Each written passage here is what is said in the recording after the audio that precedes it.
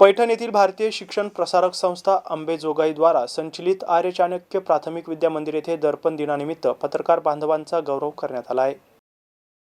कार्यक्रमाचा शुभारंभ बाळशास्त्री जांभेकर यांच्या प्रतिमेचे पूजन करून करण्यात आला।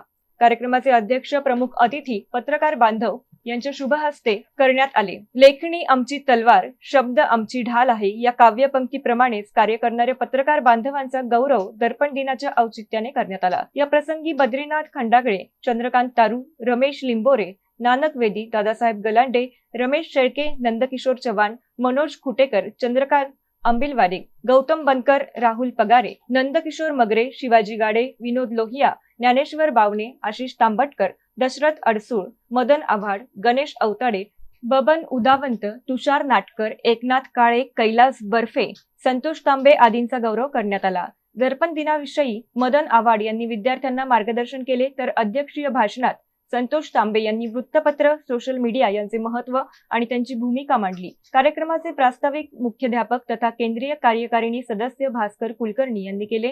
कार्यक्रमाचे अध्यक्ष संतोष तांबे, अध्यक्ष डॉक्टर पद्मकुमार कासनीवाल, कार्यवाहक जुगल किशोर लोहिया, संचालक विजय चाटुपळे, नंदकिशोर मालानी व प्रसिद्धी विभाग प्रमुख आशुतोष पानगे आदींच्या उपस्थितीत कार्यक्रम संपन्न झाला।